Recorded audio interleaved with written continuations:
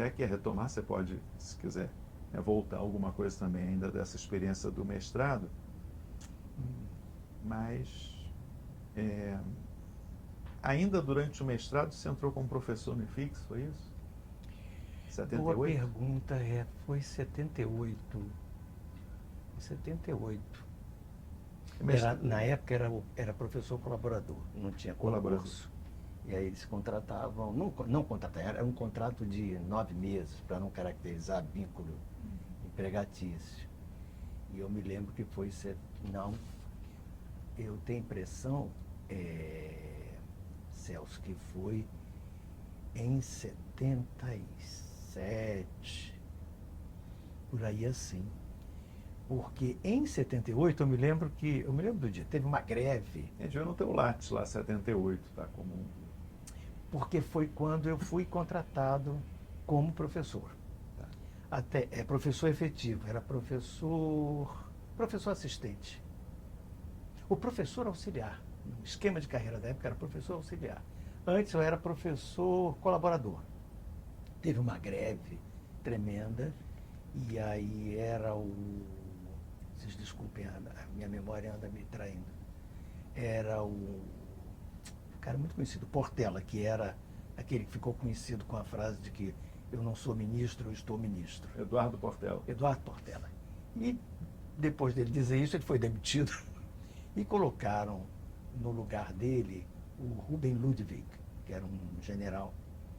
E esse camarada, ele resolveu o problema da greve, não, contrata todo mundo, porque era uma multidão de pessoas dando aula.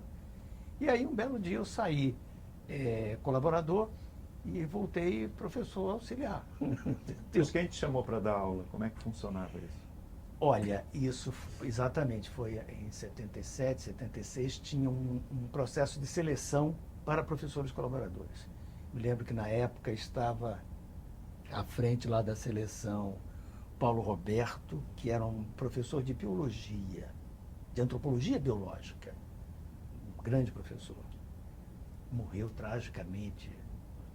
A Neide Sterce e tinha também a Ivone Magui.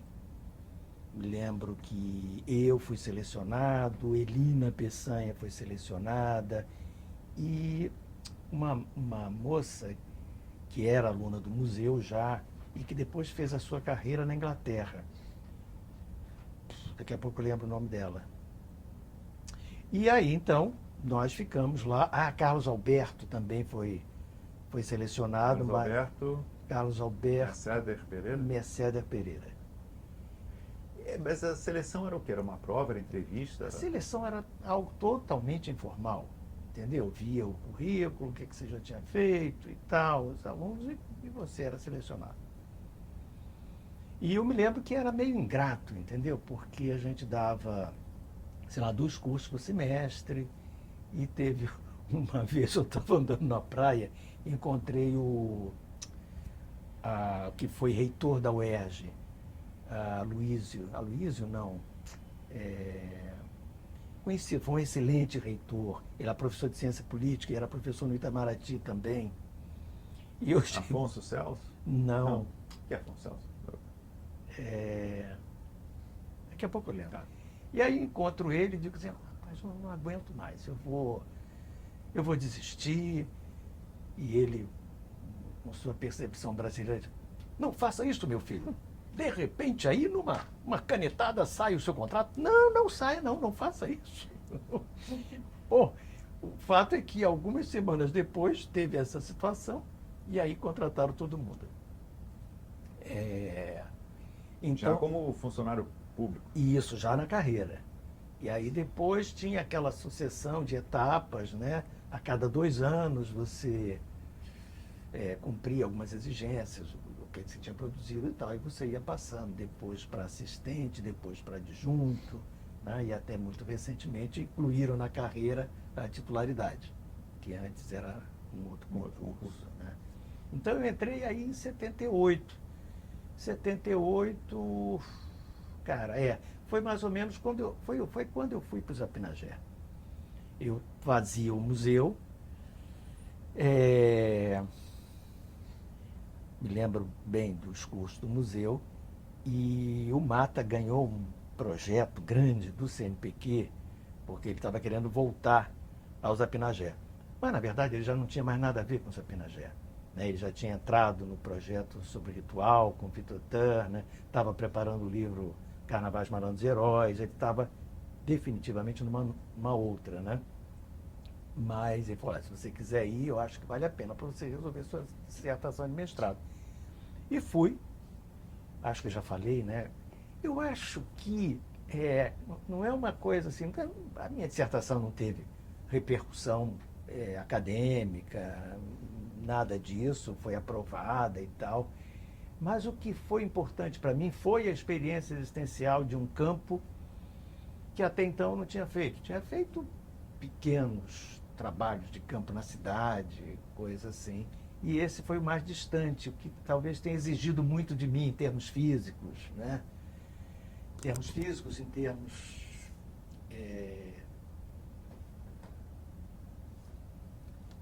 em termos mentais. Eu me lembro que eu estava casado com minha filha e esse tempo fora também, eu me lembro que foi muito duro para mim. Né? Você não levou nem a Márcia nem a tua filha para o campo? Não foram. Isadora era bem pequenininha. Mas, então, eu voltei com a tarefa de escrever uma dissertação. Então, foi quando o trabalho de campo aconteceu. Né? O trabalho de campo, quer dizer, a etnografia e a elaboração. Você tem que arrumar isso aqui de algum jeito para ganhar a feição de uma dissertação, né? E defender.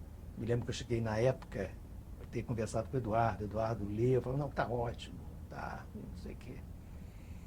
E aí, eu passei um tempo no trabalho como professor, usando muito dessa experiência. Fosse com textos, fosse com a memória recente, né, do trabalho de campo, mas a minha persona como professor estava muito marcada por essa experiência. Né? É interessante você falar isso. Quando eu fiz a minha titularidade, eu me lembro que um ex-aluno meu, Marco Antônio, lembrou assim, vocês não sabem, mas o Reginaldo é etnólogo. Ele fez.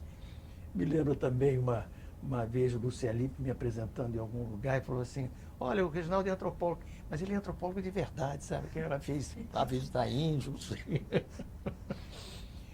Mas porque, como você tinha assinalado aí, a minha carreira depois afastou-se disso. Quando eu fui para a Universidade de Virgínia, nos Estados Unidos, a minha pretensão era continuar. Era voltar aos Zapinagé. Mas você sabe que tudo acontece no meio do caminho, né? Não acontece nem no início nem no fim. Então, lá, o meu possível orientador era Chris Crocker, que havia estudado os Bororo, tinha sido um colega do Roberto em Harvard. Né? A mulher dele me recebeu. Ele não estava lá, ele estava na época na Inglaterra, envolvido com, um pouco de fofoca, com Joanna Kaplan, que era uma etnóloga muito conhecida. E eu cheguei num momento de crise conjugal. Né? A mulher dele era um barato de pessoa, nos recebeu muito bem. E precisávamos ser bem recebidos, porque era eu, minha mulher e 3 crianças, né? Uma de 7, as 2 de 1 ano e meio, por aí assim. Mas Chris Crocker estava lá e a mulher dele já danada da vida com ele. E quando ele volta, né, ele volta com a decepção de que Joanna Kaplan tinha desfeito a relação com ele. E aí uma exigência da Eleanor foi, você não precisa mais morar aqui. Você vai embora. E esses casos nos Estados Unidos são bem duros, porque, né, quer dizer, em termos legais, então ele teve que pagar uma fortuna, uma crise braba. Né? Mas tudo bem, eu fazia meus cursos lá. Tinha uma pessoa muito interessante, mas que não era nenhuma estrela, como veio depois a se tornar a contra vontade dele, que era Roy Wagner, que era um barato de pessoa. Ele estudou, fez trabalho de campo na Melanésia, foi aluno em Chicago, se não me engano, do Schneider, não sei quem foi o... Acho que foi do Schneider. Mas ele era um barato de pessoa, entendeu? Assim, muito, uma relação muito personalizada, ele não esquentava muito com... E eu gostei muito do livro dele na época, que era o primeiro livro dele, o The Invention of Culture, que era um negócio bem interessante na época. Virou um grande livro depois. Caramba, né? Sequestraram ele para outras perspectivas, entendeu? Mas ele era muito, como é que se diz? Eu acho que as pessoas muito inteligentes, as pessoas assim, geniais, têm uma certa, né, tem uma certa tolerância para as pessoas. Ele se dava bem com todo mundo, ele não esquentava, não era... Não sei se eu estou dizendo uma besteira, as pessoas inteligentes, tem pessoas inteligentes insuportáveis. Mas eu me lembro dos cursos dele. Fiz um curso também com Crocker. Mas eu me lembro que eu fui numa AAA, American Anthropological Association, se não me engano, em 79, 78 para 79. E lá eu vi uma apresentação do Richard Handler. E Handler não era professor da UVA. Me lembro dele ter apresentado lá um texto sobre autenticidade, né? Muito em cima do livro do Lionel Trilling. E adorei, fui falar com ele e tal. E ele estava escrevendo, tinha defendido a tese sobre patrimônio no Quebec. E uma das minhas possibilidades era fazer uma tese em etnologia, porque eu vi que era complicado com Crocker, ou fazer uma tese que o Mata estava escrevendo na época, sobre o Brasil. E eu carregava aquele esquema mental, né, não, efetivamente dedutivo do Mata. Né? Você surpreende situações singulares que supostamente atualizam grandes estruturas. E aí falei, interessante, pode ser que eu resolva isso. Eu vou pegar então o patrimônio, o discurso de patrimônio no Brasil, para discutir identidade brasileira, o que é o Brasil, o que faz do Brasil o Brasil. No meio do caminho, eu descobri que essa pergunta mais atrapalhava do que ajudava. Né? E com o trabalho do Handler, mas também o trabalho do Roy, e muito também uma formação que me marcou muito, que foi a do Gilberto, como todo mundo da minha geração, não é? Eu comecei a fazer perguntas um pouco diferentes. Eu falei, afinal de contas, mas quem faz esse patrimônio? Quem define o que como patrimônio? Contra quem? Em que circunstâncias? Isso dá certo ou não? Né? Trazer para um plano interativo. Nem digo que a minha tese tenha trazido todo esse plano etnográfico tão cuidadoso. Está muito em cima de discurso. Vale dizer que na minha formação, a formação da gente, só mesmo na vitrine a gente mostra uma grande coerência e tudo. Eu fui aluno de 80 eu cheguei lá em 84, então de 85 a 86, mas sobretudo de 88 a 90, quando eu voltei.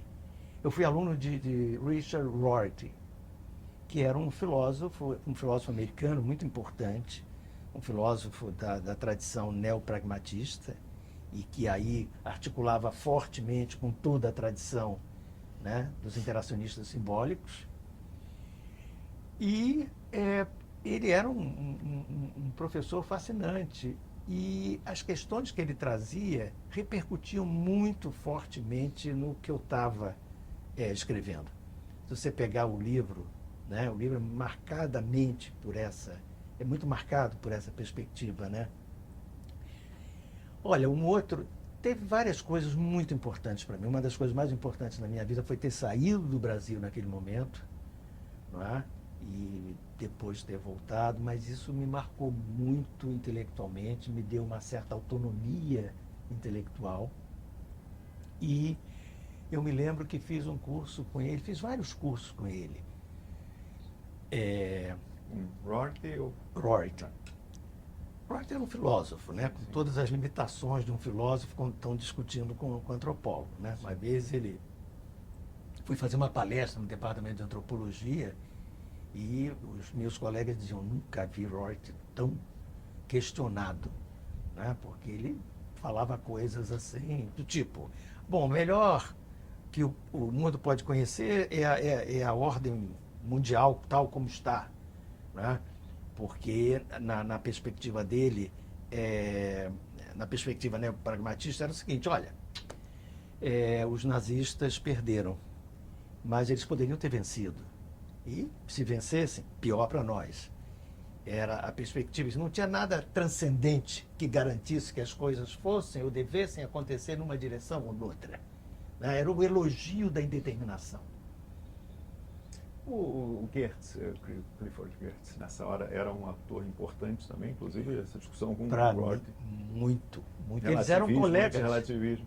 Exatamente. Eram colegas lá em Princeton, no Instituto de Estudos Avançados. Colegas e rivais. Eu me lembro que Rorty, uma vez, nessa palestra, alguém perguntou pelo Goethe, ele falou, sim, eu conheci Clifford Geertz. Clifford Geertz é um homem que, quando ele escrever a autobiografia dele, ele vai dizer, My life as a cultural system. Mas tinham muitas afinidades. Né? E eu não conheci Geertz. Tony Seeger dizia que era impossível ficar na mesma sala com ele, porque ele era extremamente agitado, era incômodo. Eu conheci Hilda Geertz, quando cheguei lá, que era a primeira mulher dele. Né? Mas, obviamente, que os trabalhos do Geertz estavam muito presentes. Né? Em várias áreas também, né? Literatura, estudos literários e psicologia. E ele foi muito... Exatamente, teve essa... Tem um cara, entendeu, que eu conheci lá, era muito engraçado, a universidade era muito rica, recebia muitas pessoas de fora. Né? Gadamer, os antropólogos, conhecia Mary Douglas, conhecia o Dumont, conheci alguns antropólogos ingleses que visitavam, conheci o Salens. Né? Interessante você conhecer a sua bibliografia assim, né? Controvérsias, às vezes. Às vezes é muito bom, outras vezes é melhor ficar na bibliografia. Gilberto me disse isso uma vez a respeito de um personagem, não é o caso, um personagem que veio aqui ao Brasil, eu fui assistir e falei, olha, cara, às vezes é melhor não conhecer. Exatamente. Deixa ele na bibliografia. Mas, então, tinha muita atividade intelectual, muita troca intelectual. E eu me lembro que Crocker, David Sapir é filho do Edward Sapir. Ele dava aula lá nessa época. Eles escreveram um livro, ou tinham um plano de escrever um livro, cujo autor, inspiração, era um cara chamado, por isso que eu estou puxando ele, porque você falou de estudos literários, que era o Kenneth Burke. Kenneth Burke foi um cara importante para o Goffman, né? Para muitos interacionistas simbólicos. E a perspectiva do Burke era o seguinte, era estudar os textos literários como formas de ação. Né? Então, uma visão pragmatista, dizia, olha, quem define essa situação vê quais são as consequências dessa definição. Né? Muito similar. Eu me lembro que quando encontrei o Becker aqui uma vez, eu cheguei a comentar sobre Rorty. E Becker é pragmatista, mas nunca cita a gente, não fala nada da gente. Imagina. Mas tinha um espírito comum, né? E que eu acho que era em parte a tradição intelectual americana, fortemente, muito contrastiva com os ingleses, com os franceses, que eram, né, um lado muito forte aqui no Brasil. Então, eles foram muito importantes na hora de organizar a tese, não é? Mas foram muito importantes na minha carreira intelectual. Posterior. Entendeu? Hoje eu estou pensando, estou organizando um livro com vários textos, alguns publicados, outros não publicados. E eu penso que um dos desenhos, né, passa necessariamente por essa por essa visão, vamos chamar pragmatista no sentido genérico, não é? Tipo, quem faz o quê, com que consequências, contra quem, que eu penso do ponto de vista etnográfico é altamente rentável, não é? Então, eu acho que a experiência lá, que foi de 84 a 86 e depois de 87 a 89, foi muito forte para mim intelectualmente. Agora, duas perguntas. Primeiro, por que o doutorado na Virgínia? E a segunda, como é que você via o mundo acadêmico americano comparado com o brasileiro? Olha, a primeira pergunta era o seguinte: eu ia para Chicago com Terence Turner, que tinha estudado os Caiapó. Você pensou em fazer no museu, na USP, alguma coisa no Brasil? Não? Pensei em fazer em Brasília. Brasília. Pensei em fazer em Brasília. O Melati tinha estado na defesa de tese, mas eu conversei com Tony Seeger e ele disse assim: olha, depende, se você quiser, colocou para mim a opção, você pode fazer aqui, você pode ir para Brasília, eu acho que é ótimo. Você seguindo a etnologia. Eu falei: pois é, mas eu não sei, está muito claro para mim, eu gostaria de ter essa experiência no exterior. Ele falou: então vai para Chicago, vai lá com o Terence é amigo nosso e tal, vai te receber. Só que nesse meio tempo teve o extravio de uma comunicação de Chicago, mandaram para a universidade, não chegava no museu e eu perdi o prazo. E eu estava com a bolsa já garantida. E aí então, conversando com o Mato, falou: olha, tem o Victor Turner, que está indo para Charlottesville, está indo lá para a UVA, então você pode ir com ele. Eu já tinha conhecido aqui, Márcia tinha recebido ele com Ivone, levado ele nos terreiros aqui. Eu acho que pode ser uma experiência muito boa também. E assim eu fiz. Isso foi em novembro, dezembro, outubro, novembro, se não me engano, de 83. No dia 13 de dezembro de 1983, Victor Turner morre. E aí, o Mata me liga e diz: uma notícia chata, triste. Morreu novo, né? Muito. Muito. Mas aí Tony insistia: mas eu acho que vale a pena. Tem um pessoal legal lá, eu acho que vale a pena. E assim foi. E a coisa, as circunstâncias da vida, né? Os imperativos do dia. Eu estava indo para lá e, como eu cheguei a comentar com vocês, não tinha essa rede de apoio que existe hoje, essas facilidades, cartão de crédito, não tinha cartão de crédito. Não. Eu fui para lá com minhas 3 filhas e Márcia, e tinha um detalhe aí importante: uma amiga da minha sogra era casada com a amiga da minha sogra, colega dela do tempo em que frequentaram a escola de biblioteconomia aqui no Rio de Janeiro. E ela tinha casado com esse americano e, por acaso, ela falou: eles moram em Charlottesville. Eles podem receber vocês lá.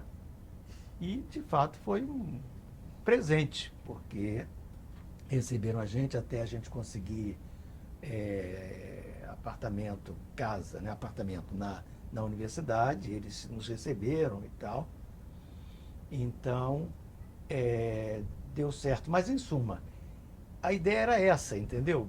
De que tinha alguém com alguma afinidade intelectual para a escolha não foi casual, não foi inteiramente casual, né? Não foi.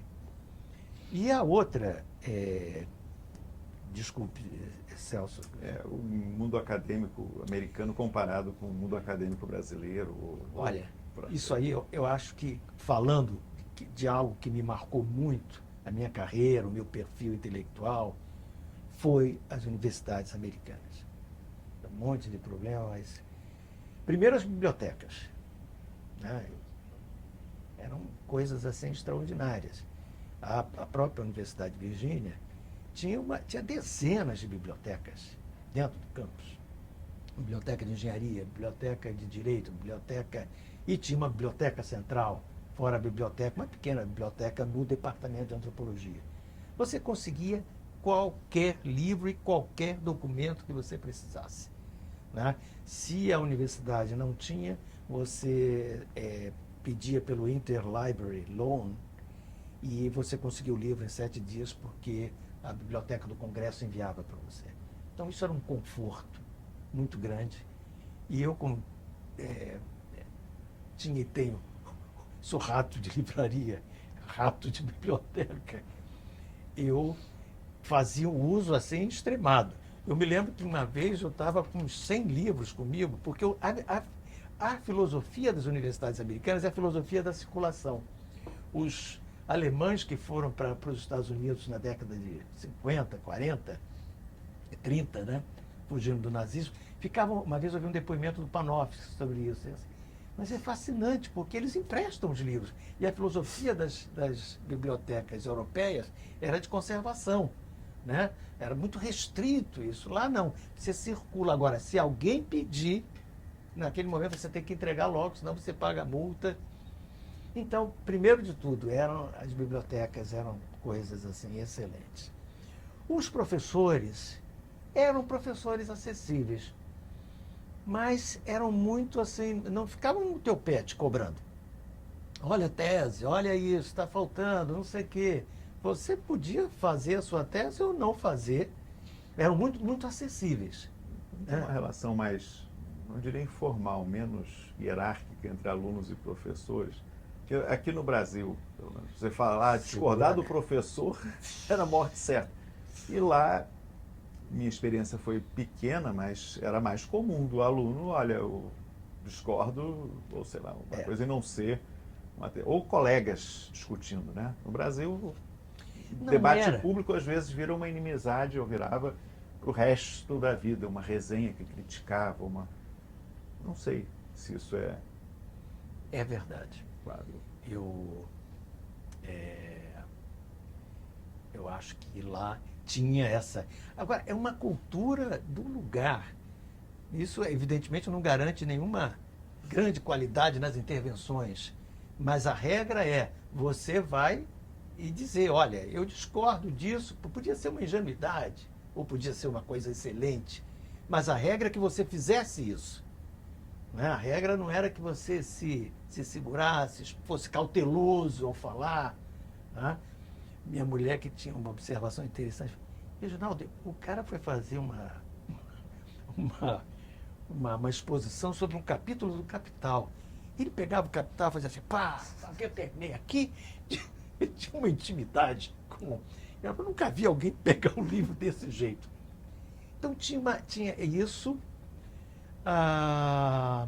essa quase que obrigação de você discordar, ou dos colegas, ou dos professores. Não é? Isso era muito forte.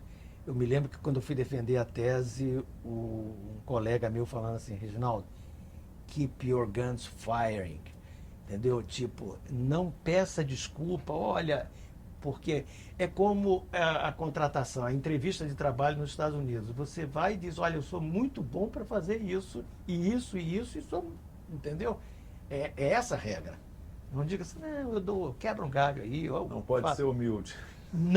Não faça isso, porque pega muito mal, soa para eles como algo doentio. Esse camarada não tá...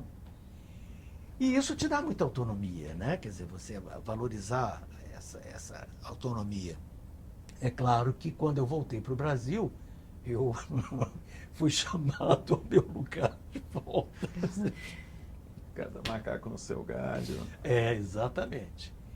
Mas, e a outra coisa importante lá também, que era um barato, era essa relativa autonomia da universidade, do mundo acadêmico. Isso aí era muito importante. Pessoas assim com posições as mais distintas. Eles tinham uma hierarquia, tinha estrelas. Por exemplo, o Rorty era uma estrela e ganhava em torno, na época, 150, 200 mil dólares por ano. Alguma coisa assim. Os salários eram todos variados e dependia se os seus alunos estavam gostando muito do seu curso, e tinha avaliação no final. Eu me lembro que uma vez, só eu mesmo, eu voltei relativamente atordoado. Eu cometi a asneira de comentar no meu departamento, assim, mas seria interessante se os alunos fizessem uma avaliação dos professores. Você está louco? Claro, não. Estava especulando, assim. Mas isso era muito comum. Ninguém tinha medo disso, né? Quer dizer, e tinha muita competição também entre os professores, era muita competição, porque você era contratado e você podia ficar vários anos lá e ganhar tenure ou não. Né? Mas havia uma retribuição muito forte pelo fato de você estar trabalhando, dos alunos se formarem, de defenderem teses, isso aí era muito legal. Né? Era muito bom, dava muita autonomia. E eu tenho a impressão que eu tentei trazer esse espírito aqui para o Brasil, quando na área do meu trabalho, o que me manteve relativamente autônomo. Eu vou confessar uma coisa para vocês aqui, que é importante para mim, mas eu, apesar de não parecer, mas as pessoas sempre me cobraram, sempre tinham uma relação complicada comigo, por conta de eu não pertencer a um determinado grupo. Né? Mas você... Tinha pessoas... O Mata era meu orientador, mas eu não fazia parte do grupo do Mata. Otávio era uma pessoa de quem eu gostava muito, gostava de mim, me apoiou bastante. Mas eu não era do grupo do Otávio. E aí, então, isso me deu autonomia, trouxe alguns custos. Né? Trouxe alguns custos. Não estou falando que isso aí é um barato, que legal, olha só, fiz tudo sozinho. Não é verdade. Não é verdade, porque tudo que eu fiz eu tive apoio. Pelo fato de estar numa universidade pública também, né? Eu acho que isso era muito importante, pelo fato, eu peguei uma época excelente de investimento público em pesquisa, então publiquei, meus alunos publicaram, participação em congresso internacional, né? Tudo, tinha dinheiro para fazer isso e eu aproveitei muito bem. E quando tem dinheiro, você não depende tanto de um grupo que te protege. Né? E eu acho que também a relação com os alunos, a minha relação com os alunos sempre foi um pouco assim de irmão mais velho, alguma coisa assim, porque eu não formei um grupo de seguidores. Né? Até me arrependo. Devia ter feito isso e entendeu? Tem gente que faz, um monte. Mas... Às vezes se voltam contra o criador. Há controvérsias novamente. Mas eu tive muito prazer em trabalhar com eles e formá-los, né, com essa expectativa de independência. Eu acho que repercutindo a minha experiência. Né? Nos Estados Unidos, em termos de orientação. Mas, então, eu acho que isso foi muito importante. Outra coisa também nos Estados Unidos, que agora no Brasil é muito comum, mas lá, quando eu estava lá, era muito comum, é o seguinte, as pessoas circulavam muito. Né? O sujeito terminava o doutorado, ia dar aula em Nevada, ia dar aula sei lá onde, entendeu? E conforme fosse subindo na carreira, ele podia chegar a Chicago, Harvard, qualquer outro lugar no centro, né? Mas tinha essa... E eu, de novo, um pouco atordoado quando voltei, eu falei assim, não, eu estou pensando em talvez encontrar melhores condições de autonomia, eu vou para o Paraná, porque estavam abrindo lá um programa de doutorado. Eu me lembro que o Ricardo me olhou, você está doido? Realmente, o que você faz? Ricardo Benzaquim. Ricardo Benzaquim. Não fui, evidentemente. Mas essa ideia da circulação, as pessoas circulavam muito. Né? A ideia era circular. Eu me lembro do Castro Faria, que dizia que as universidades brasileiras são autofágicas, né? Contratam seus próprios alunos, etc. Lá era muito raro ver alguém ficar no mesmo departamento. Né? Bom, essa tua experiência americana continua, né? Você depois foi a Brown, Yale, Nova York, né? Você vê o currículo Você gostou de voltar aos Estados Unidos? Me marcou muito. É, até, até Yale, eu tive a experiência norte-americana do Campus Life. Né? Brown é um barato de universidade, com todos esses recursos que eu encontrava lá na Virgínia, mas numa escala talvez maior. E depois Yale também. Agora, teve uma experiência. Agora, quando eu fui para CUNY, né, para City University, University of New York, a experiência foi muito diferente. É como quem vai também para NYU, que ela é no meio da cidade. As bibliotecas estão espalhadas pela cidade, é impossível você evitar andar na cidade. Yale, Brown, Charlottesville, na UVA, você tem ali um círculo, né, protegido, em vários sentidos. Yale, por exemplo, era a universidade mais rica dos Estados Unidos. Eles tinham um modo de vida que era impressionante, porque Chicago também era assim, eu não conheci, mas Tony me contava. Mas em Yale, o pessoal, por exemplo, o refeitório dos alunos, o dormitório dos alunos era um subterrâneo. E eles saíam em determinados momentos para a biblioteca ou para qualquer coisa. Em torno era um perigo tremendo. Era uma área muito violenta, né? A universidade ficava ali no meio de uma...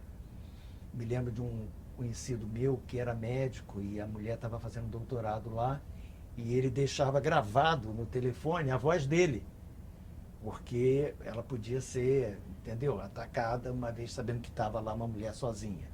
Então eram casos assim recorrentes de assalto, de estupro, era muito pesado. E uma sociedade, uma universidade riquíssima, né? A Brown não era tanto assim, era um pouco diferente. Tá? Mas o que eu acho, vocês perguntando mesmo, é que nas três eu tinha um sentimento de muita proteção da universidade. Era uma espécie de cidadania. Né? Mesmo lá na UVA, eu me lembro, esse cartão, qualquer coisa que você quisesse, a primeira coisa, você é aluno, você mostrava a carteira da universidade, era um prestígio tremendo. Né? Não é você dizer aqui que é professor da universidade, não... ok. Mas lá era muito... Então, eu acho que acho que a experiência da Universidade Americana me marcou muito. E o interessante é uma coisa que você puxou aí, que é de eu ter trazido isso de alguma forma. Né? Sabe quando você vai para uma cidade, você leva consigo uma cidade imaginária. E eu acho que eu trouxe para cá um pouco uma universidade imaginária. Tá? As circunstâncias da universidade, as rivalidades, eu via, mas eu estava com um outro barato. Né? E eu acho que um pouco autista, mas acho que consegui fazer coisas muito boas durante esse tempo. Respondi a tua pergunta? Sim, sim, sim. Eu fico imaginando nessa tua volta. Quer dizer, volta tem um movimento meio pendular, né? Que de vez em quando você passa uma temporada nos Estados Unidos. Mas aqui com uma universidade, onde você era, né, professor, com uma lógica e uma gramática diferentes, né? Quer dizer, aqui no IFIX. Antigamente, pensando agora, né, no IFIX e na pós-graduação, já que você mencionou essa possibilidade do Paraná, né? Antigamente tinha um mestrado em Ciências Sociais, que era uma coisa que acabou que depois deu origem ao PPG-SA, né? Que foi construído, salvo engano, assim, do zero, né? E foi ascendendo nas avaliações do 3 para o 4, para o 5, para o 6, para o 7. Né? Quer dizer, inicialmente era só... tinha um mestrado de Ciências Sociais genérico, que acabou e deu origem ao programa de pós-graduação em Sociologia e Antropologia. Mas antes era só Sociologia. Era só Sociologia, de Ciências Só Sociais? Sociologia. E num determinado momento, eu, Maria Laura, Marco Antônio, algumas pessoas, a gente resolveu criar um departamento de antropologia, porque era um departamento de ciências sociais. E eu me lembro que, na sequência, a gente fez um movimento para criar um programa que não fosse só de sociologia ou de ciências sociais, Celso, talvez. Eu acho que era um mestrado de ciências Mestrado, sociais. De ciências sociais. É. Posso estar enganado. Mas aí então, e deu certo, foi uma brigalhada tremenda, né? Você saber disso, mas aí a gente conseguiu fazer um programa de pós-graduação em sociologia e antropologia, que deu certo. Deu certo. Depois teve uma outra questão, porque assim, o FRJ tinha 2 programas de antropologia e pensaram em juntar museu com IFIX e o negócio esquentou. Não, agora está tudo diferente, né? Porque agora acabou também, né? Agora você tem um programa lá que é programa de pós-graduação em sociologia e estão criando um outro programa de antropologia. No IFIX. No IFIX. Ah, não sabia. É recente, então. Está em andamento. Eu não estou acompanhando. Mas você falou desse autismo, né, entre aspas, de ficar na sua e não entrar num grupo de um, numa briga de outro. Não é muito, teve, vamos dizer, muita disputa institucional, muita briga pessoal, muita coisa nesse processo aí. Como é que você navegava? Nessa época, por exemplo, para fazer o programa de antropologia, isso aí foi terrível, né? Porque o pessoal do museu tomava como uma ofensa, uma coisa assim. E eu me lembro que, olha, me lembro de alguns colegas assim, aos gritos comigo, porque eu era visto como alguém ligado ao museu. Então era um traidor. Era muito tenso. Porque, agora, tem um lado também burocrático, né? Muito objetivo. Tipo, olha, não dá para fazer, porque tem um outro programa assim, então vocês inventam um outro nome. Não é? Antropologia social, no museu Fizemos cultural. um programa de antropologia cultural, né? Que ninguém leva a sério, evidentemente, porra, mas eu acho até, com minha formação americana, que valia a pena, sim, fazer um departamento de antropologia cultural. Os cursos que eu dei eu tinha um curso, tem alguns cursos que a gente dá certo, né? Tem uns que a gente investe, acha um barato. Tem uns cursos que deram muito certo. Um deles era teorias da cultura, que eu pegava assim, desde o Taylor até Roy Wagner, pessoa mais recente. Era um barato e eu acho que é uma fórmula que funciona, porque dá para os alunos uma visão panorâmica, não naquela coisa linear, um sucedendo o outro, mas pelas diferenças, né? E o que permanece, o que é uma coisa datada. Então, mas na verdade, eram gritos de guerra. Quem estava interessado exatamente se era o primado da cultura, o primado da sociedade? Eram gritos de guerra para ver quem controlava o que ali. Já tinha um departamento de antropologia, já tinha um programa de antropologia, né? Aí é como se dizer, a briga de cachorro grande.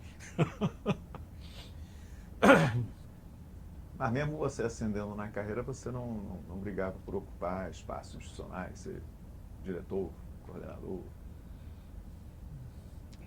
Não, eu nunca ambicionei isso. E os meus colegas foram muito sábios em também não contar comigo para essas tarefas. Não. A única coisa que eu fiz foi quando do laboratório de pesquisa social, que eu dirigi por um ano. E uma outra também que foi até quando a Karina entrou, e foi o que eu estava dirigindo o departamento de antropologia. Dirigir o departamento de antropologia era uma espécie de castigo, sabe como é que eu sinto? Assim, não vai pro outro. Mas nenhuma outra experiência, assim, do ponto de vista institucional. Eu admiro muito quem faz isso com gosto e faz muito bem. Tem gente que gosta e faz bem. Você é um deles. Tem gente que gosta e não faz bem também. Esse aí é pior. Isso aí é um traste. Mas tem, né? Mas alguns amigos meus, como o Marco Antônio, por exemplo, um excelente administrador, um cara brilhante, né? A Alice Paiva Abreu, por exemplo, teve um Zé Ricardo, entendeu? Cara, mas não era muito a minha praia, não. Talvez por isso, né, eu garantisse espaço para pensar, para trabalhar, entendeu? E os alunos, Reginaldo, qual é a diferença? Você pensar, os alunos que você tinha nos anos 70, 80 e os alunos que você teve agora recentemente, mudou o alunato? No IFIX, pelo menos, assim, na tua praia? Olha, cara, se eu pensar na pós-graduação, Ou na graduação ou na pós? Na pós-graduação, eu tinha turmas assim excelentes, de 5 alunos, 8 alunos, eram grupos de estudo, né? A mudança que eu vejo, assim, em termos macro, é que as turmas na pós-graduação passaram a ter 30 pessoas, 20 e tantas pessoas. Então, você sabe bem disso, a qualidade da interação muda, né? Mas até determinado momento isso dava para tocar bem. Eu acho que com a profissionalização, com os investimentos, o que eu sentia muito era que uma atitude cada vez mais instrumental por parte dos alunos. Era menos vocação e mais meio de vida, né? Então te procuravam o tempo inteiro para assinar bolsa, assinar dinheiro para viagem, tudo. Era infernal isso. E poucas vocações, né? Assim, poucas pessoas, não, o cara ele consegue fazer esse trabalho muito bem, o cara é brilhante, o cara gosta, está afim. Eu tive alunos brilhantes argentinos. Os alunos argentinos eram geniais. Muito. O museu também teve, né? Também teve um monte. Muitos que hoje estão em posições importantes. Eram impressionantes, porque primeiro tinha uma seleção, inclusive, no museu, que tinha uma prova na Argentina uma época. É mesmo? Olha só. Mas primeiro que eles liam tudo. Segundo, eles expunham e traziam questões, né? Uma vez um amigo meu argentino disse que eles têm uma tradição, né, de escola pública de primeiro e segundo grau, e de formação muito boa. Então os caras liam, sabiam ler, gostavam de ler. Então esses eram muito bons. O que eu percebi de empobrecimento nos últimos anos era isso, se eu fizer um desenho, assim, uma gravura, um determinado momento em que as vocações eram maiores, né? Um outro momento em que menos vocação e muito envolvimento em projetos. E a outra coisa, que aí eu acho que é um pouco a face da antropologia nas últimas décadas, algo absolutamente aplicado, né? Então você estuda violência, estuda gênero, entendeu? Mas é como se não se fizesse mais a distinção entre problema sociológico e problema social. Você quase que... Ativismo, militância. Muito fortemente, uma politização quase que selvagem, né? Acho que eu devo ter contado para vocês, uma vez eu fiz uma palestra na Unirio e estava trazendo a proposta do Weber dessa distinção e o pessoal ficou doido comigo, entendeu? Porque... Ciência e política, duas vocações. Exatamente. Mas é isso que eu acho, entendeu?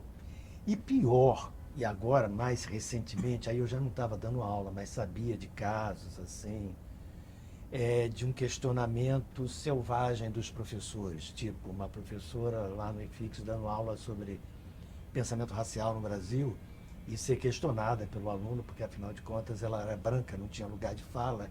Que direito você tem de estar falando sobre negros no Brasil?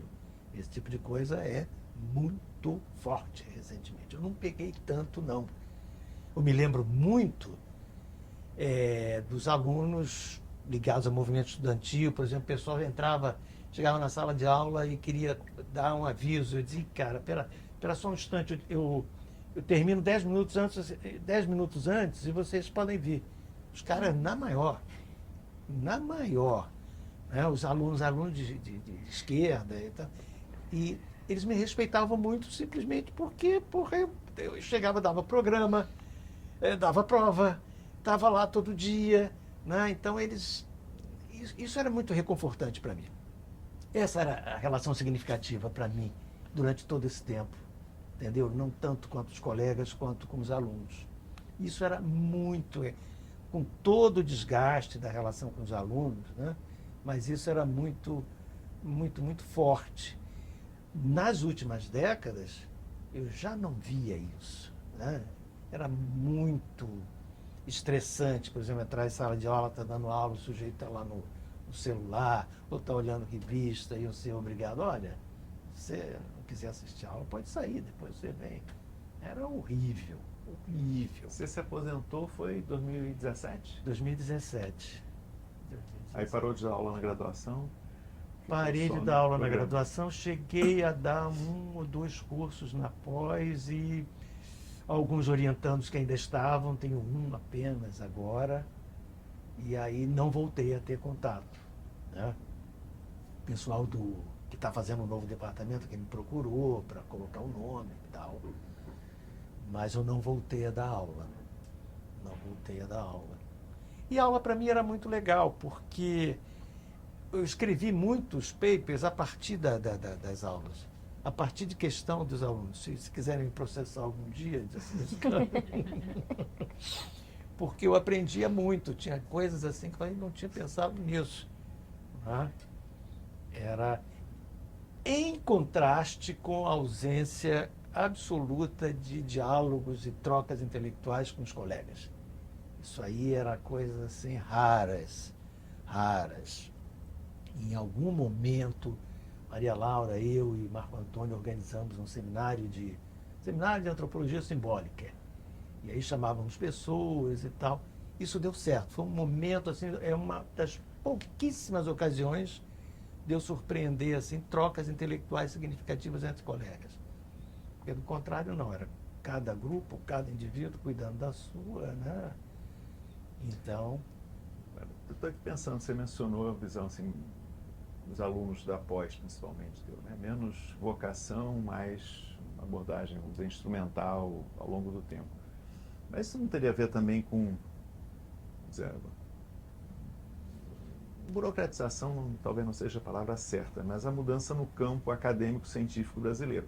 Cada vez mais. É o currículo Lattes, são relatórios, relatório para tudo. Tudo ficou muito demandante de coisas muito instrumentais, quer dizer, menos informais. Você falou, foi contratado numa conversa e você tinha, né? Quer dizer, mesmo quem tinha a bolsa do CNPq antigamente, agora viraram coisas muito demandantes em termos, né, de fazer o relatório, pedido, projeto, e renovar e tal, e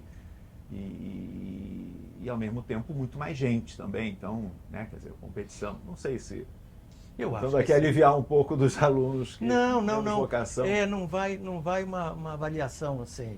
Jovens aqui mestrando. Moral, não. Do lado Eu acho que se de não cada fizerem câmera. isso, acho que se não fizerem isso, não sobrevivem.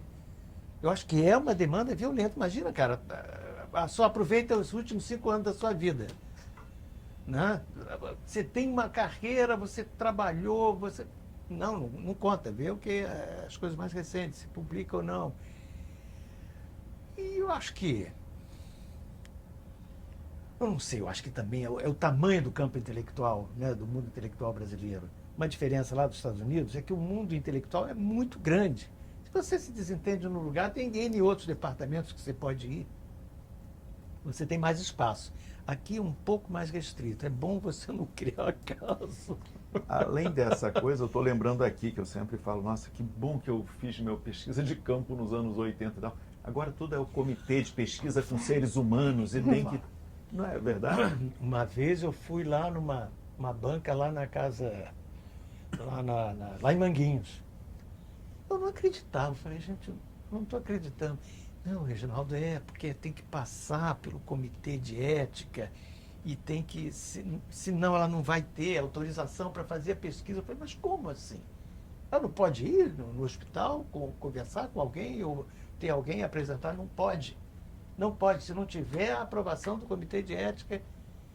Isso eu acho completamente... Isso é a área, né, da biologia é mais poderosa, né? Tomou conta, o pessoal sofreu muito lá, Luiz Fernando e outras pessoas tentando abrir espaço, né, para as humanidades, ciências sociais, e não conseguiu.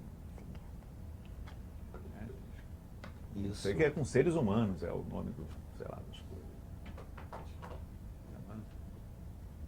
Bom,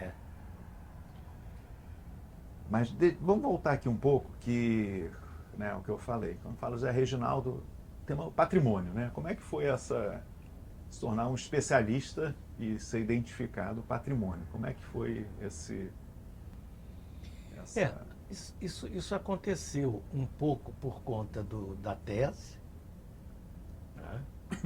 Que eu cheguei aqui e nem pensava em publicar, nem nada, mas eu gostei muito de escrever, né?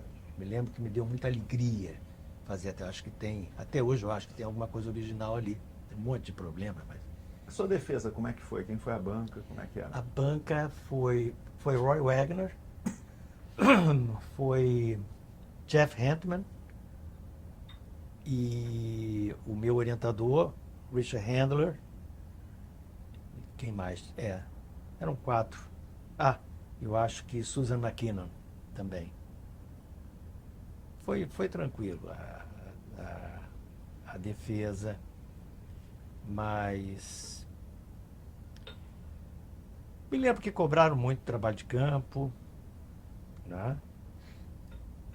Ah, mas quando eu cheguei aqui, eu tem uma pessoa que me recebeu aqui muito bem, que foi a Heloísa Buarque de Holanda, que então dirigia o. Como é que era? Era programa, PAC, era PAC. Programa de, sei lá, ou era, não sei, era isso, um negócio de estudos culturais. Era um programa de estudos culturais. E o perfil da minha tese era esse, porque não era um perfil de uma tese estritamente antropológica, né? Tinha ali, se você olhar a literatura, tem antropologia, tem sociologia, tem filosofia. E o que tinha de antropólogo, de antropologia propriamente dito, era esse cuidado com as categorias do pensamento. Que eu acho até hoje que é uma coisa que mantém de pé a chamada tradição antropológica, né? Você estudar as categorias nativas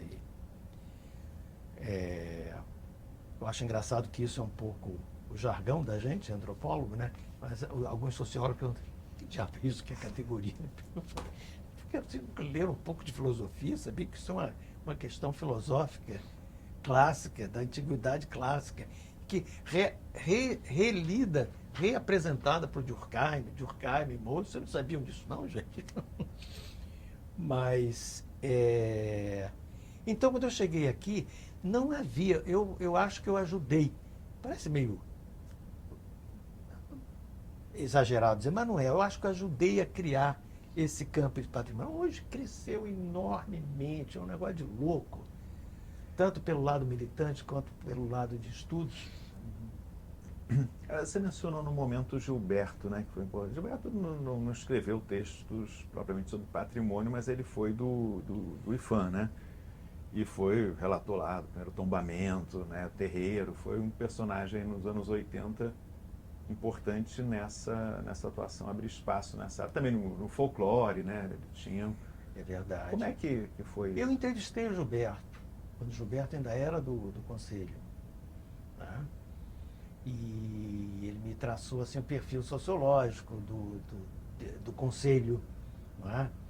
Mas essa entrada do Gilberto e tal, essa entrada antropológica, ela não tinha muito alcance dentro do Conselho. Veio a ter mais fortemente com o Antônio Arantes, Antônio Augusto Arantes, que chegou a dirigir o IFAM durante um determinado momento. Então, essa perspectiva antropológica do patrimônio imaterial, do patrimônio intangível, aí esse lado antropológico veio muito forte. Mas eu fiz algum trabalho de campo como membro do Conselho Consultivo do IFAM, o lado dos arquitetos é poderosíssimo, continua poderoso, né? É muito engraçado, porque você percebe até no estilo das pessoas, né? A roupa que as pessoas usam e o modo de interação. Tem um lado dos pessoal de antropologia que ficam lá estudando ou discutindo tombamento de cachaça, tombamento de festa. É um negócio animado. Já o pessoal da arquitetura, o pessoal todo assim refinado, entendeu? Preocupado com a obra do arquiteto tal, não sei o quê. As moças muito bem vestidas, elegantíssimas. Quando eu fui para o patrimônio, pediram que eu fosse para a arquitetura. Né? E eu ficava brincando. Pô, cara, me botaram aqui, os caras são chatos dessa. Foi ali no pessoal de antropologia. Mas é muito forte dentro do. Não sei como é que está agora exatamente, mas isso é uma coisa estrutural. Né? Porque eu cheguei até tentar intelectualmente fazer algumas costuras assim. Teve um aluno meu que chegou a fazer pesquisa sobre arquitetura popular. É um negócio interessante, mas é muito difícil junto aos arquitetos ter essa perspectiva. Olha, existe uma arquitetura popular, existe né, concepções de arquitetura que não são exatamente essas. Então, esse lado assim, do patrimônio, né, foi crescendo a partir dos anos 80. Agora, em termos acadêmicos, né, o estudo sobre patrimônio, tinha o livro do Arantes e esse meu livro que fez sucesso com o pessoal de museologia e com o pessoal de patrimônio, talvez, né? A retórica da perda que você falou. O livro eu acho que fica de pé até hoje, menos pela qualidade da pesquisa, que foi muito restrita. Eu fiz lá nos Estados Unidos. Não, fiquei um ano aqui no arquivo, aqui do IFAM. Mas por uma ideia básica, entendeu? Sobre patrimônio, que é essa ideia da perda. Você não tem nenhum discurso de patrimônio que não tematize a perda. Né? É uma coisa melancólica, né? Tem alguma coisa entre melancolia e luto. Né? Então a ideia de que está se perdendo, que você precisa obsessivamente preservar, resgatar algo que está lá, entendeu? É um negócio de louco. Mas aí se junta também a retórica da autenticidade, não? Mas que no passado está autêntico sempre, né? Eu geralmente está autêntico. Tranquilamente, isso aí é fantástico, porque é uma espécie de não dito, né? É claro que tem que ser, se você aponta aquilo ali é autêntico. Autêntico significa você não tem ambiguidade, isso aí, tá? Isso aí é dado, isso aí é fundamental. Aí tem o chato, né, do antropólogo, às vezes historiador, estou pensando no livro do Hobsbawm e do Ranger, né? Sempre se esquecem que o antropólogo também organizou junto com ele a invenção das tradições, a invenção das tradições. Que é o cara que vai lá e vê o que efetivamente, né? E o Samis tem uma resposta boa para esse livro, que não é tanto a invenção das tradições, mas a inventividade das tradições, né? De que essas tradições estão permanentemente em construção, né? Então, eu trouxe esse tipo de perspectiva, né? E foi crescendo o campo, cresceu muito, e cresceu tanto pelo lado, tem muitos alunos meus fizeram tese, algumas teses boas, premiadas. Cresceu tanto pelo lado acadêmico, quanto pelo lado militante também. Mas as duas coisas se conjugam ou não? Porque o lado militante, às vezes, tem que ou acaba investindo em questões de autenticidade, né? O que é o verdadeiro, o correto, o melhor, ou não? Eu não sei, cara. Eu acho que tem uma distinção importante aí entre a pessoa que, por exemplo, se mobiliza para fazer o registro de uma festa, né? Ou de um tipo de medicina popular, um tipo de comida. É curioso que geralmente as pessoas que fazem trabalho de campo aí, fazem etnografia, é como se eles, é como se eles fossem enfeitiçados pelo campo.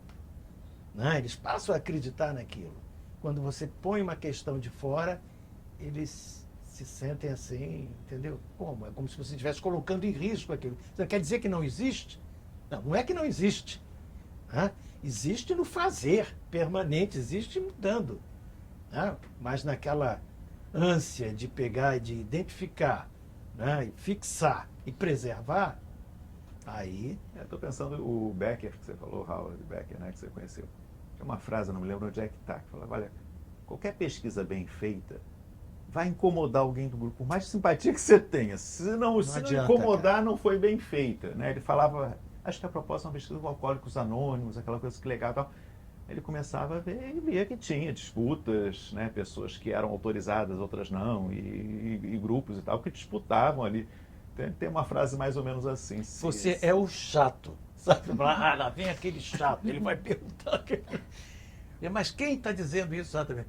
Uma aluna minha que fez trabalho de campo lá nas Cachoeiras do Maranhão, mas era um grupo aqui no Rio de Janeiro. E ela entrevistou uma senhora lá do Maranhão e que dizia para ela assim: a senhora quer saber o que está acabando com a nossa festa? É a cultura. Quando ela dizia a cultura, ela queria dizer a Secretaria de Cultura que jogava dinheiro em alguns grupos e não em outros. Não é? Então ela tinha percepção de que, né, de como uma outra aluna minha que virou livro, ganhou um prêmio Maurício, prêmio da prefeitura, esqueci o nome, que é sobre as baianas de Acarajé. E ela, por exemplo, nesse livro,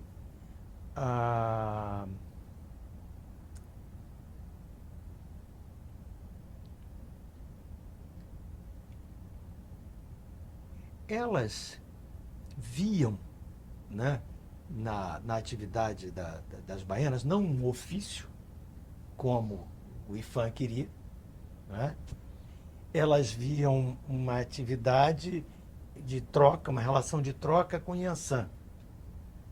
E isso tudo, né, é que informava. Na hora de colocar o tabuleiro, elas tinham que jogar água, fazer um rito para, né, e agradecer o povo da rua. O povo da rua eram os mendigos, assaltantes, pivetes.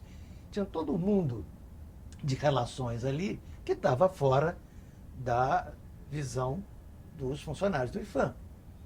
Né? E o lugar que elas escolhiam também era um lugar ditado, entendeu? Pela entidade. Então, ela... Engraçado, eu perdi o que eu estava falando. Essa é por essa questão, O né? negócio da autenticidade. Autenticidade, resgate É e o tal. seguinte, Como é que isso... é que para elas, por exemplo, é o seguinte: tudo bem, Iansã, etc., um barato, mas o grande barato delas é o seguinte: olha, agora que somos patrimônio, a polícia não vai mais atrás da gente. Não é? Então, essa era a questão para ela. Então, tanto elas tinham uma relação mágica, como tinham uma relação política clara. Entendeu? Assim, olha, agora nós temos direito, agora o nome do livro diz agora que somos patrimônio. Né? Então, a polícia não ia pegar nada delas. E tinha uma distinção, foi uma conquista, né? Isso que eu quero dizer. Um negócio de luta política também, que não está de fora do lado mágico. Né? Era Iansã, mas era também ser reconhecida pelo governador, ir na Assembleia, entendeu? Reivindicar essas coisas. E aí a autenticidade tem um papel fundamental. Né? Então eram mulheres, tinha um sujeito que vendia acarajé, mas era homem. Né? E, além disso, ele não tinha tabuleiro, ele tinha um carrinho. Ele tinha um carrinho porque facilitava para fugir da polícia. E tinha as baianas de acarajé, do acarajé de Jesus. Que aí, as baianas de acarajé, uma sacada gênia, dizia assim: não há problema. Desde que elas usem a roupa da gente, entendeu? As guias e tudo, não tem problema nenhum. Se usar, pode ir. Né? Então, o lance da distinção ali dos signos, né? Eram signos de acríticos, mas também instrumentos de delimitação de fronteiras de poder. Né? Mas essa coisa, eu acho que ninguém escapa de alguma autenticidade, de algum regime de autenticidade. Né? Eu acho fácil pegar e dizer, porque esse negócio de autenticidade, isso aí não existe, não tem sociedade autêntica ou inautêntica, é verdade. Mas eu acho que no nosso cotidiano, ninguém escapa de algum regime de autenticidade. E eu acho que é por isso que a gente como você estava citando Becker, é desagradável. É quando você mexe naquelas coisas que você diz, mas isso aqui, como você tem coragem de mexer nisso? Talvez a antropologia seja isso em grande parte, né? Exatamente. Que é uma coisa de você você tocar em coisas desagradáveis, né? Voltando ao Goethe, né, eu me lembro acho que é a frase final do anti-antirrelativismo, né? Se queríamos verdades domésticas, devemos ter ficado em casa. Aí você sai pelos 7 mares, Não pelo mundo faça inteiro. isso, pô, vai se expor aí. Verdades domésticas, fica em casa, né? Então tem Agora, eu acho que eu passei um bom tempo da minha carreira, depois do livro. Eu fiz trabalho de campo no Museu Histórico Nacional, cheguei a escrever alguns artigos e publicar sobre a carreira de museólogos.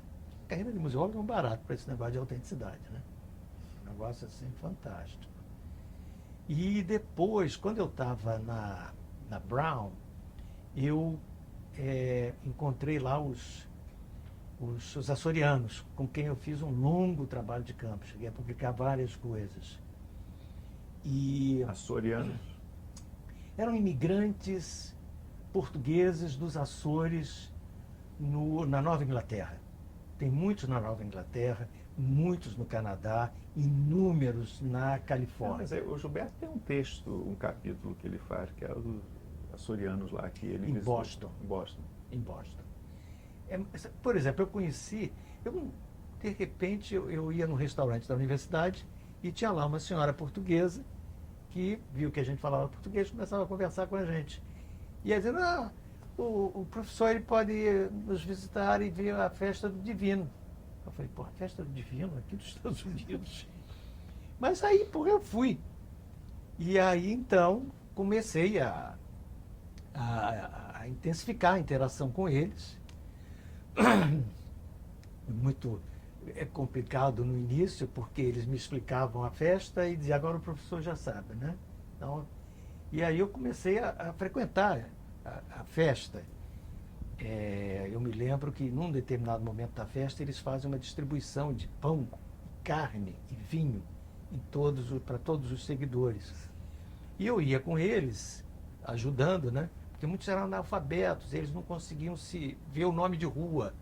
E aí eu ia com eles, ia no carro, né? Eles começaram a achar esquisito, entendeu? Assim, esse professor é meio maluco. O cara da universidade vem ficar aqui com a gente distribuindo pão aqui. Eles achavam meio estranho. Aí uns interpretavam assim, não, é que ele quer aprender a fazer a festa e quer levar para o Rio de Janeiro. É isso, ele só pode ter uma. Como o pessoal lá, os regionais lá no Zapinajé, não conseguiu entender que eu estivesse lá. O senhor casado tem filho aqui, nesse fim de mundo? O que o senhor está fazendo aqui? Sei, é mineração, né? Está atrás de Rio de Ouro, essas coisas aqui, né? Então, esses mal-entendidos, né? Da classificação que os outros te atribuem. E com os açorianos era muito isso, mas eles eram pessoas. Fiz muitos amigos, depois eu vim fazer trabalho de campo com os açorianos aqui no Rio de Janeiro. Tá? E foi muito, muito legal, assim, dos trabalhos de campo que eu fiz, de conhecer essas pessoas, né, pelo lado. Tem uma coisa que os fascina, que dá, assim, o desenho da cosmologia deles, que é o fascínio pela escassez e pela fartura. As festas dele tem que ter uma coisa, que isso é um traço de cultura popular, né? É fartura. Né? O grande medo que eles têm durante as festas é de que falte bebida ou falte comida, né? E o medo da escassez. Fartura e escassez como categorias cosmológicas, né? É saúde, é alegria, é dinheiro. Mas, em suma, eu acho que esse tema da autenticidade atravessa isso tudo e até onde eu consigo entender, né, a autenticidade é, sobretudo, uma evitação obsessiva da ambiguidade. Né? Não pode haver ambiguidade. Né? Isso aí eu acho que... As abominações do Levítico, como diria Mary Douglas, texto dela. Mas... Bom, teve esse tempo, eu acho que isso repercutiu muito também no modo como eu orientei meus alunos. Meus alunos todos, alguns mais brilhantes que outros, mas todos fizeram excelentes etnografias. Eu mesmo não me considero um grande etnógrafo. Márcio sempre fez etnografias brilhantes. Mas eu dizia para os meus alunos, olha, você vai defender a tese, ou você vai defender o projeto, você vai citar autores, vai ler. Ninguém vai te dar a mínima. Pode até ficar com raiva de que você está esnobando porque conhece mais autores que ele. Então, cara, cuida da tua etnografia, cuida do teu trabalho de campo, de você levar os dados, porque aí as pessoas têm pergunta para você, vão te respeitar. Se tu não trouxer isso, não vão te dar a mínima. Né? Eu acho que eles ficavam morrendo de medo. Iam a campo. Agora, eu tenho algumas perguntas que eu não queria esquecer de fazer. Primeiro, se você tivesse que destacar uma leitura, um livro, uma coisa assim que te marcou na tua trajetória, o que é que vem à mente em primeiro lugar? Assim, ao longo da...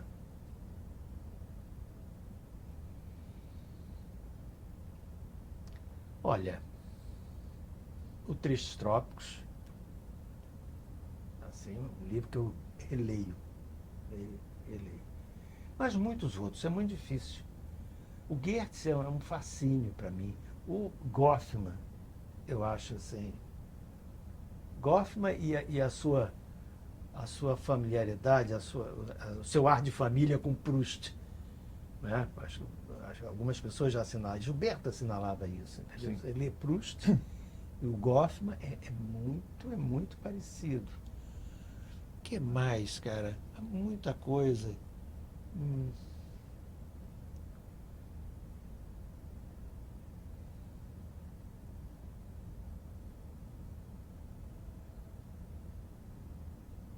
Muitos autores que eu leio e releio. Outro dia eu estava relendo o Eschheiser, o Gustav Eschheiser, que é um barato livro, né? O cara que foi importante para o Goffman. Né? Eu acho um barato porque ele apresenta as coisas assim geniais de maneira muito simples. Né? Não tem longas citações.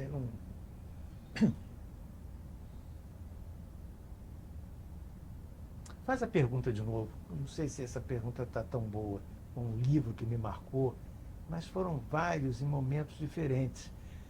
O Simmel eu leio até hoje, seja pelo viés do interacionismo simbólico, seja pelo viés mais filosófico.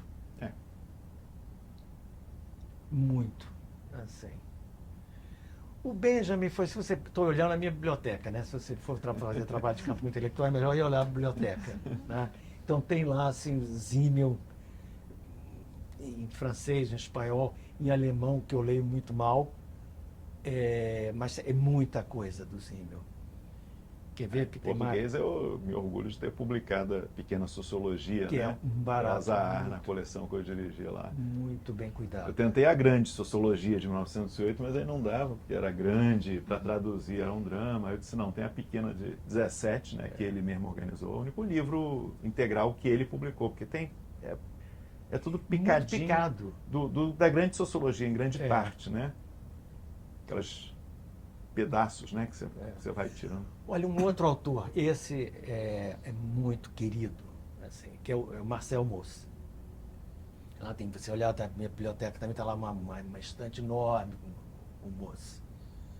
Acho que aprendi muito com ele. Aprendi a pensar a pesquisa com ele.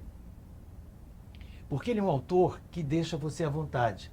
Né? As coisas assim, olha, eu vi fulano que fazia isso, sabe? Parece o Malinowski, né? Mas sacadas extraordinárias. Você leu Lévi-Strauss, que é um autor, se você olhar na minha estante também, tem 2 estantes enormes assim, de Lévi-Strauss.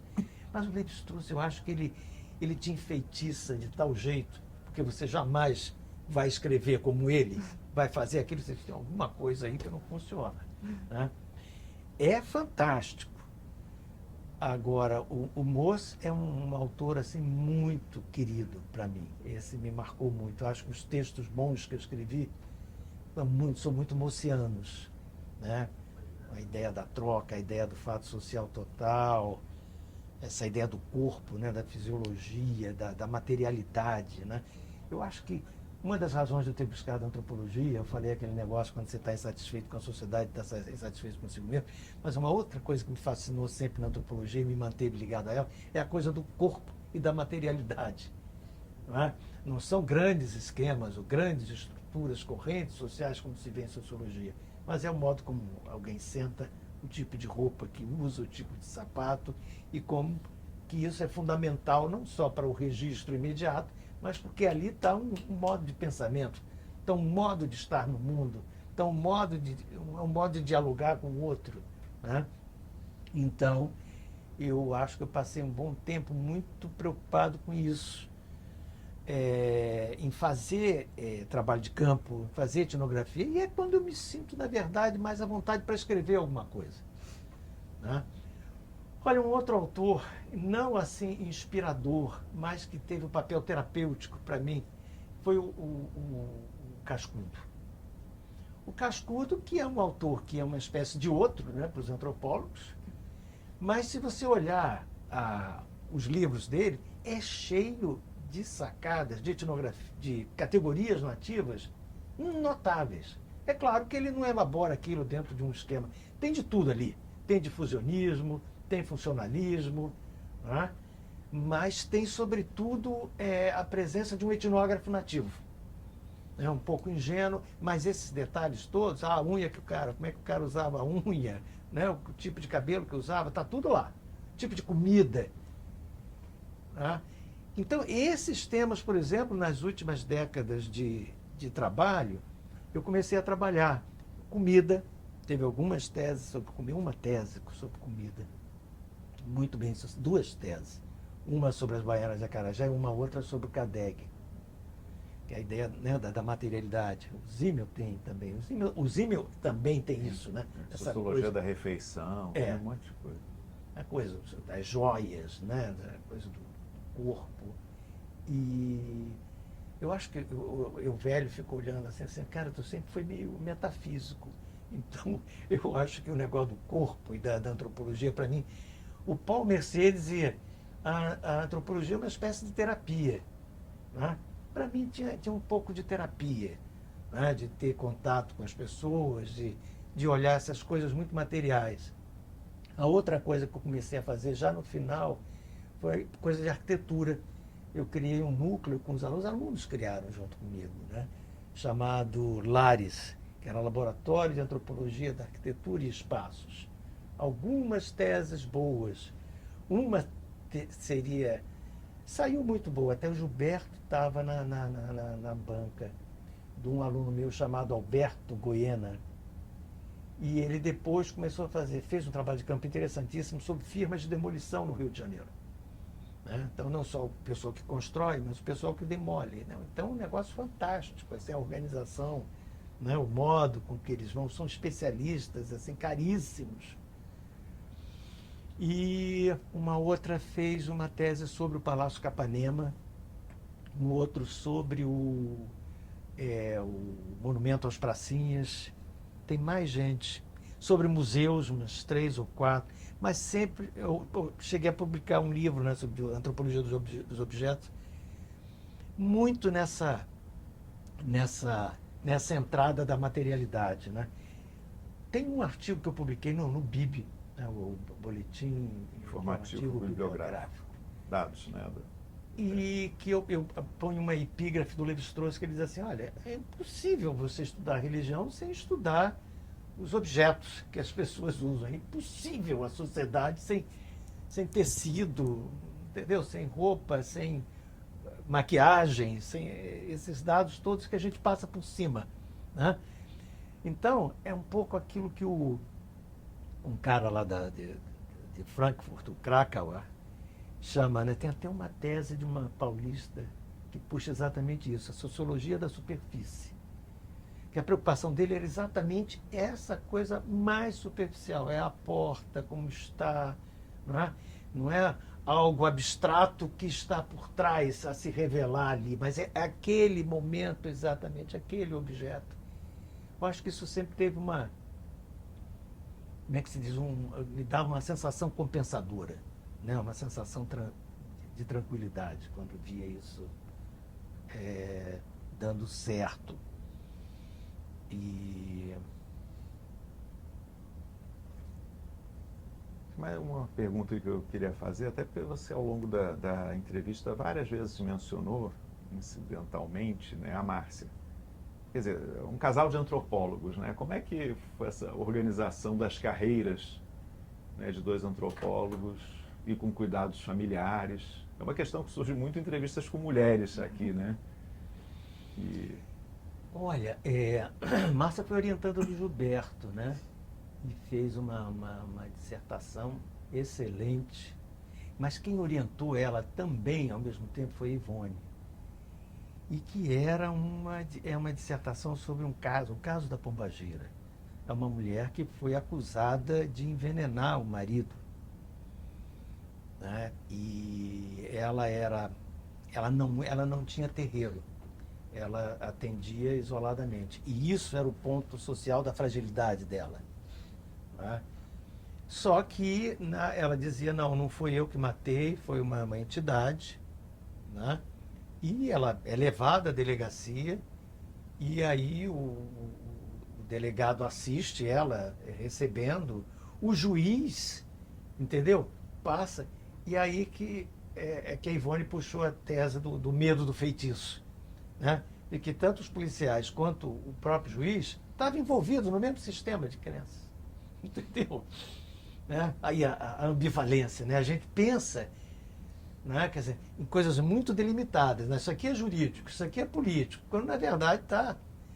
Ontem assistindo, sei lá, acho que é a posse, né, do Gonê, fico impressionado com a quantidade de homens se abraçando, se beijando, põe um braço assim, a quantidade de homens, aquele contato físico, aquilo não pode dar certo. O Milei, você está falando? Não, do Gonê. Ah, do Gonê, tá. Eu tô Lá em Brasília. na Argentina. Lá em Brasília. Né? Pode isso, cara, é um negócio muito. Mas, então, ela defendeu a tese, depois ela foi também para lá, para a UVA. Mas Márcia sempre gostou de fazer trabalho de campo, sempre teve maior facilidade com o trabalho de campo. Ela aprendeu muito com a Ivone, que é uma excelente etnógrafa. E ela foi comigo, e aí logo no começo ela fez contato com o pessoal de pentecostais negros, lá da Virgínia. E aí começou a fazer trabalho de campo e quando ela voltou, ela estava com material, voltou com uma bolsa do CNPq e intensificou o trabalho de campo dela. Então ela ia durante a semana, nos domingos íamos todos juntos para a igreja lá pentecostal, as meninas lá entediadas lá. Mas prestavam atenção de vez em quando. E quando ela voltou, ela defendeu na comunicação. Olha, era muito duro aqui no Brasil, por incrível que pareça. Lá, as meninas iam para a escola e ficavam o dia inteiro, né? Tanto a Isadora quanto a Renata e a Mariana. Então isso dava uma liberdade para a gente grande durante a semana. Nos fins de semana ficava com a gente, saía e tal. Mas a Márcia sempre foi interlocutora para mim, entendeu? De ler as coisas e vice-versa. E não vejo, é uma visão masculina, né? Não vejo que Márcia tenha. Eu acho que a barra muito mais pesada para ela, né? Sobretudo nos 2 primeiros anos lá, eu ia para a biblioteca, ficava o dia inteiro lá. E ela ficava com as meninas e tal.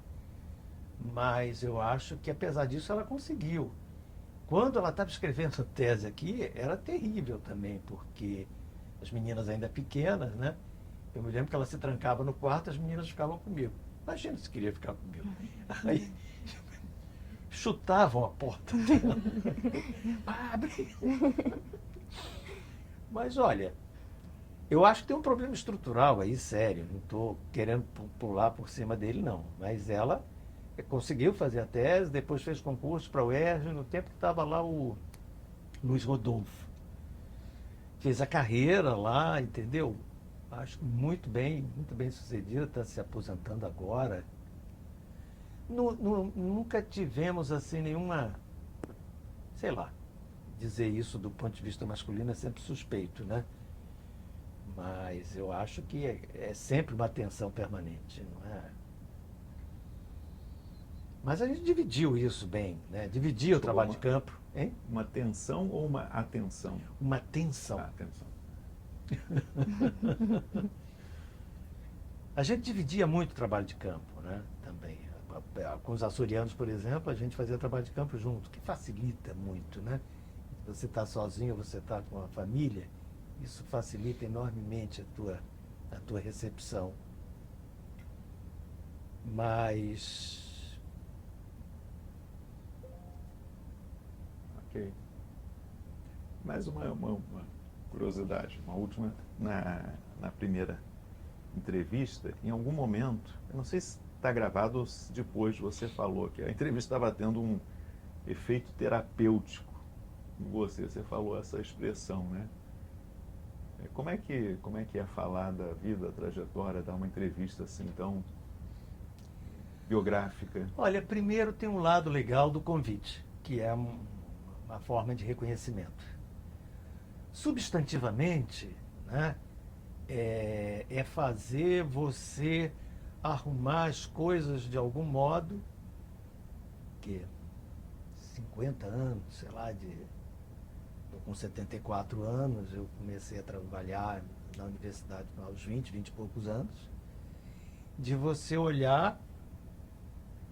Primeiro de tudo, é como a entrevista faz você. Não tem mais aquela coisa, carreira, blá, blá, blá, blá, né? O latte. Você começa a quebrar um monte de coisa, entendeu? Assim você me perguntando sobre o Zapinagé. Quebrou um monte de coisa. O Zapinagé estava guardadinho lá, trancado, entendeu? Mas, pô, cara, eu pergunto sobre o Zapinagé. E as outras situações todas, várias outras que não apareceram aqui. Então, o efeito é meio que desarruma. Meio que desarruma, sabe? Você faz você lembrar de várias coisas. Eu estou numa fase, Celso, vocês. É o seguinte, olha, eu fiquei muito ansioso, muito angustiado quando da aposentadoria. Muito. Eu tinha pesadelos. Que eu chegava na minha sala, a sala estava ocupada pelos alunos.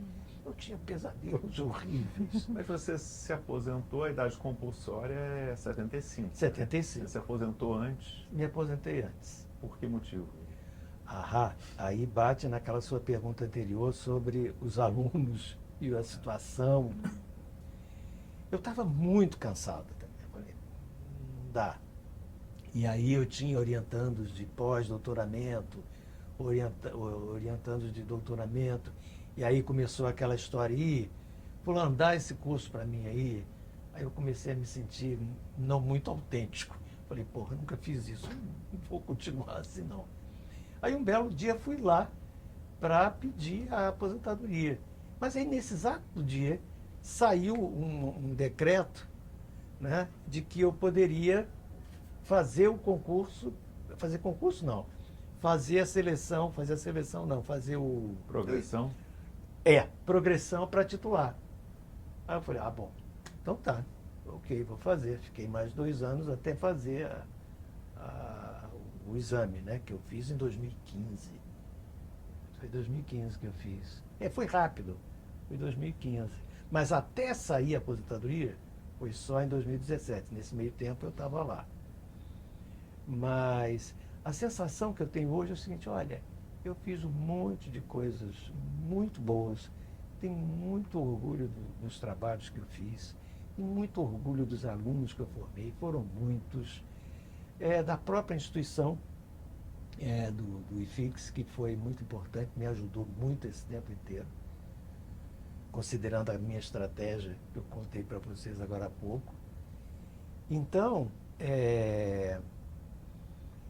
hoje eu estou pensando em coisas do tipo, tem um livro do Cascudo que eu gostaria de terminar, tem um livro sobre autenticidade que eu teria que trabalhar. Tem um outro livro que seria, que eu acho que a entrevista aqui me suscitou isso, que era juntar todos os artigos que publiquei, que não publiquei, e ver o fio condutor disso aí.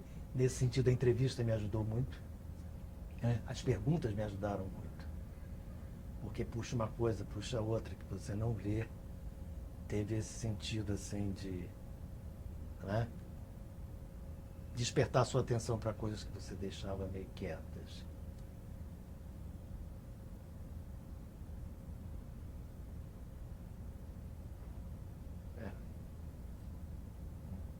Minha surpresa foi a entrevista passada com a dimensão que os Apinagé ganharam.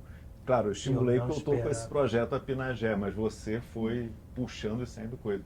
Aliás, para registrar aqui, o convite que a gente fez de você voltar aos Apinagé conosco, 30 de maio de 2024, se quiser. O convite é sério. Os Apinagé foi uma espécie de ventania aqui nessa entrevista. Oh, meu Deus, peraí, tem tanta... Pô, cara, vai ter um monte de coisa sobre patrimônio, olha só, tem um monte de coisa que eu escrevi. E os Apinagé, um vento tremendo aqui. O vento Apinagé. Tem muita coisa aí. Muito bem, Reginaldo. Não sei se tem alguma coisa mais que você quer falar, registrar, o que eu deixei de... Quer dizer, deixar de perguntar. Evidentemente tem muita coisa, mas... Eu adoro receber perguntas. Foi um prazer entrevistá-lo, né, também. Foi meu professor no IFIX, um tempo atrás. Um monte de gente aqui, né, no CPDOC. Ah, o Reginaldo foi meu professor. Também. E aqui 2 jovens estudantes de antropologia aqui assistindo, gravando também. Né, a Laura e o Renê. Olha, teve um dos últimos cursos que eu dei lá na pós-graduação do IFIX. Eu cheguei para os alunos e disse assim, olha, o problema é o seguinte, está aqui, era um curso de teoria antropológica, está aqui os autores mais recentes, olha, tem aí o pessoal do perspectivismo, tem o Roy Wagner, tem o Descolar, o Eduardo também aparece aí, mas galera, o problema é o seguinte, vocês vão ter o privilégio de ver aqui um professor que se formou nos anos 70. Então, vocês vão ter aqui a leitura que eu, dos anos 70, etnocentricamente, vou passar para vocês na leitura desses autores. Ok? E mais, pode ser terapêutico para vocês não ficarem enfeitiçados com isso aí. Eu acho que eu comecei minha vida intelectual antes da universidade e continuo depois da universidade, sabe? Ontem eu estava lendo uma frase do Goethe, que é assim, olha, a gente é filho do tempo da gente, não adianta achar que você é um antropólogo no sentido mais isolado, mais específico, né? Porque, na verdade, você está no mundo, né? E aí você recebe as demandas as mais variadas do mundo. E isso, para mim, sempre foi um dado. Me estranha, por exemplo, eu conheci uma moça de filosofia, especialista em Descartes, mulher, e ela simplesmente odiava museus. Eu não frequento museus, eu odeio museus. Essas coisas, para mim, eu comecei a suspeitar que talvez sejam mais comuns do que a gente pensa, né? As pessoas tornam-se especialistas em algo, são absorvidas por aquilo, esquecem todo o resto. Vão ao cinema, lê poesia, né, música, nada, né? E um pouco essa coisa que você estava falando dessa formalização da carreira, né, cobra muito isso. Você quase que não tem tempo, né? Não é? Me lembro que o Gilberto dizia que tinha dava urros de alegria quando o aluno dele citava algum autor, algum romancista. Nos cursos dele, ele sempre dava algo também de literatura e de história, de outras disciplinas, que não só o cânone antropológico, aquela coisa. Adorei conversar com vocês, agradeço bastante a atenção, não a atenção, a atenção.